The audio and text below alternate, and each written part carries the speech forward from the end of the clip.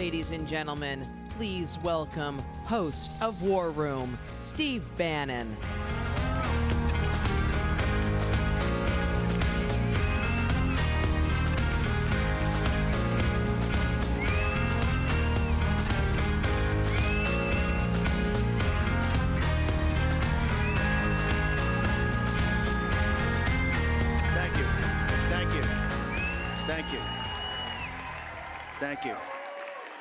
Thank you.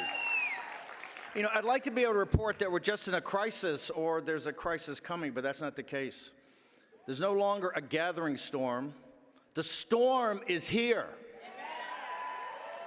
The storm is here. This is the most dangerous time in world history since the late 1930s, early 1940s. And how did we get here? Our betters, our elites led us here step by step by step. What you have now is you have two converging crises. A crisis of capital markets and economics, and a crisis of geopolitical and military. And they're converging very rapidly, and then they're going to conflate. And once they conflate, they're going to spin out of control. And it's anybody's bet. Now remember, we came off of, on 3 November of 2020, 4 years of peace and prosperity. The interest rate, the 10-year Treasury in the evening of 3 November, when Fox News illegitimately called it for the opposition and not Donald J. Trump, of which our nation has never recovered, the interest rate in the 10-year straight was 0.8%. 0.8%. Today, for the first time, and God knows when, the entire structure of our interest rates from 1-month treasuries to 30-year treasuries went over 4%.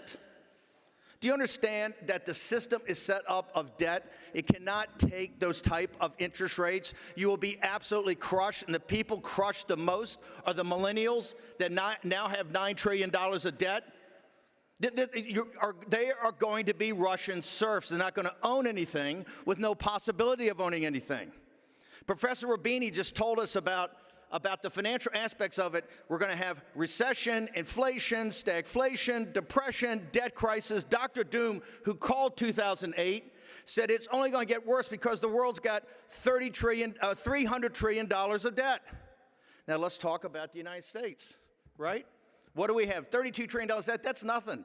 The CBO reports you're going to have another $20 trillion of debt in 10 years. You're going to be paying $1 trillion a year in interest payments. It's not sustainable.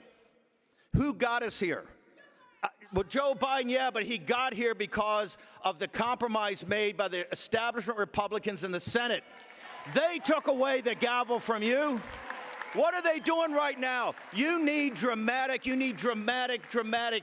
need dramatic cuts in spending right now, and not one penny increase to the debt ceiling, not one penny.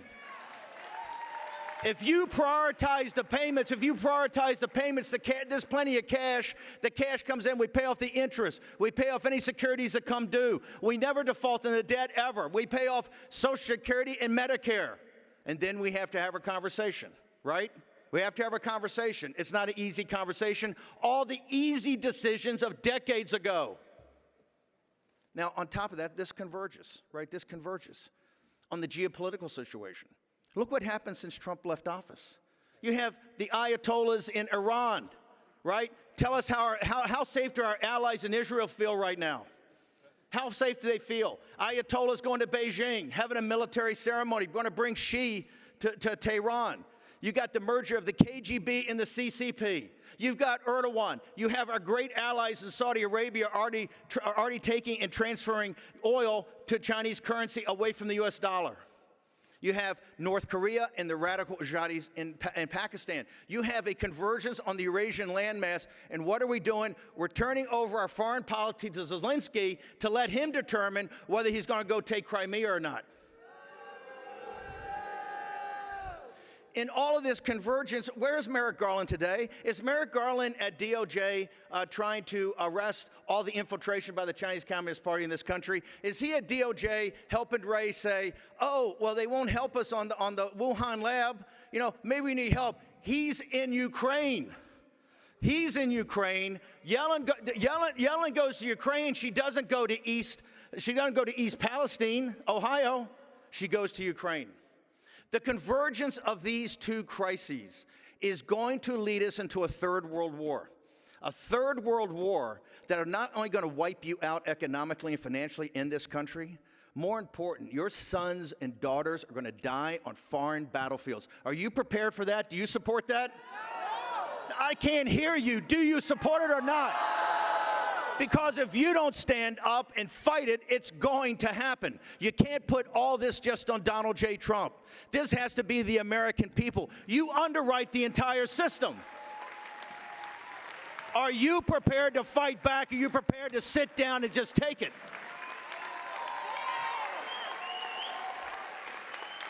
The elites say you're too stupid, you're too lazy, and you're too disconnected watching television and watching the bread and circus of modern culture to care. Is that true? No. Are you sure? Because you underwrite the whole system. The neoliberal neocon system globally is underwritten by you. Your taxes, your pension money, the insurance money, and most importantly, your sons and daughters. You're the one that can tell Congress, hey, not one increase to the debt ceiling, and we want to see massive cuts. We want to see massive cuts in spending, and we want to see it now, not next year. Don't give me some happy talk formula. Don't give me some set of mathematics. I want to see real cuts. Now, when you talk about real cuts, and Russ Vought's put it out, the president, Biden is always running around talking about it, $2 trillion in cuts over the next 10 years, I think, in Medicaid.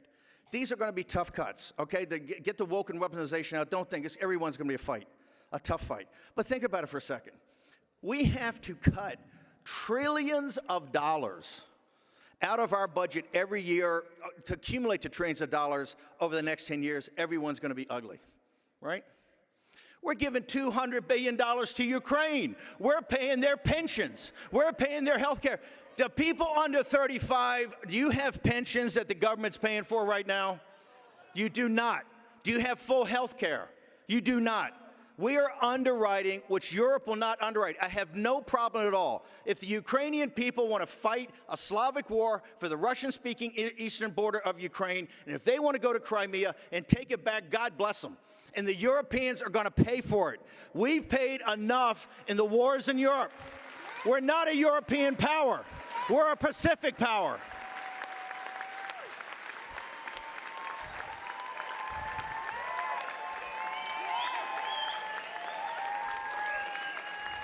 I need them on Capitol Hill and on Wall Street in the city of London to hear you. Can I hear you? Are you going to send your sons and daughters to this war? And this is a room of veterans, and this is a room of patriots that have served their country. Now, let me tell you where the hard part gets. The hard part gets, we've had the oligarchs on the Republican Party, the big hedge fund guys making $16 billion a year, Ken Griffin and Mitch McConnell and Rupert Murdoch. They have deemed, they have told you that Donald J. Trump is not going to be the president of the United States.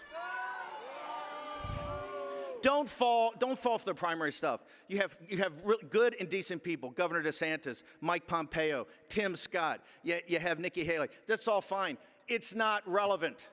We don't have time for on-the-job training for a man that gave us 4 years of peace and prosperity.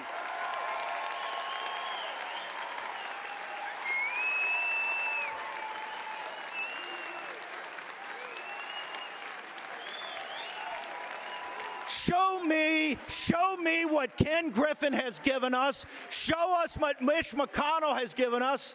Show us what Mitch McConnell has given us. Show us what the Murdochs, a bunch of foreigners, have given us. What have they given this country? Nothing.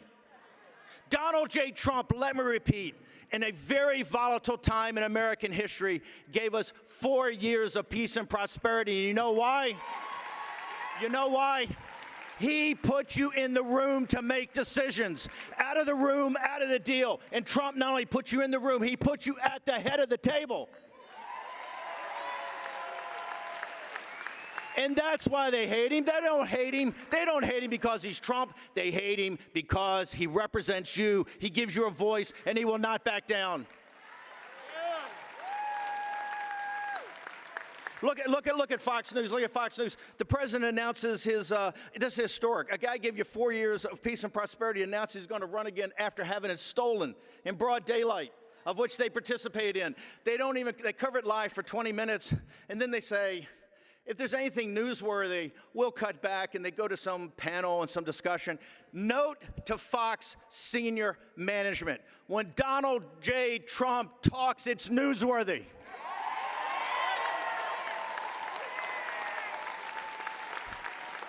What happened in the first week of January?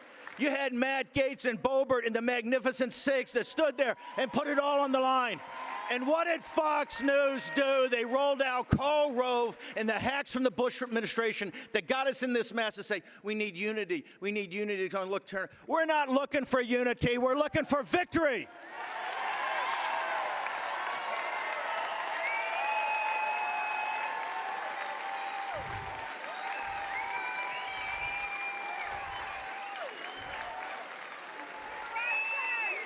We're not looking for compromise. We're looking to save our country.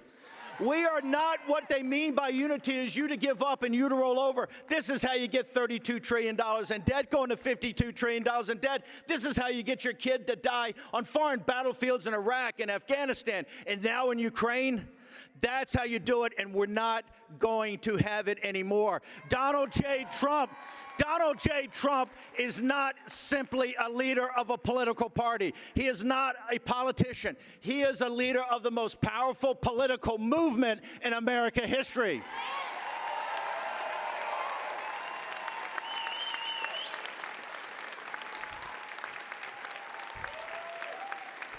Okay, Murdoch, here's the way it's going to be, brother. You've disrespected Donald J. Trump long enough, okay? He goes to East Palestine and gets the Biden administration. It's a global news event, and you don't cover it live. Is there that much happening on Fox News at 2 in the afternoon that you can't cover him live? He hasn't been on Fox News since he announced for presidency. Let me ask you.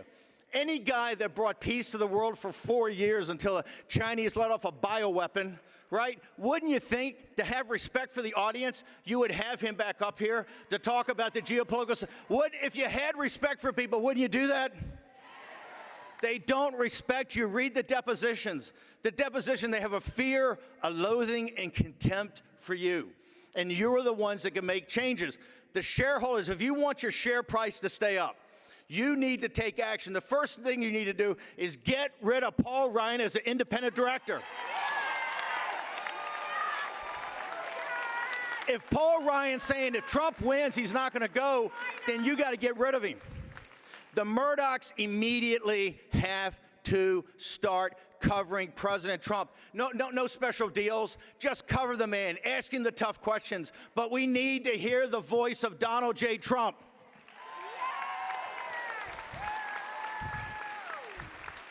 Hey, and old man Murdoch, while you're at it, why don't you, no more softball interviews to the guys running against him, and no more infomercials, okay? Play it straight. You play it straight, Donald Trump's going to win the primary, and Donald Trump's going to win the presidency.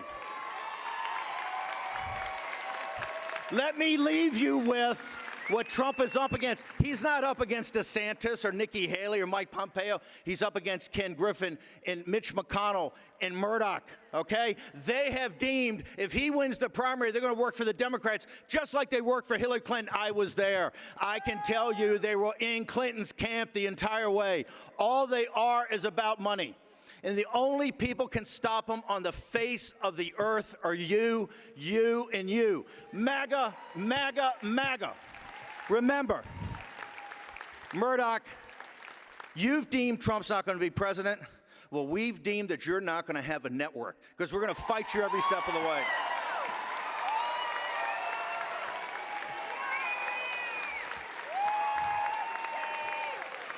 If your task and purpose is to take your country back. This country will be saved.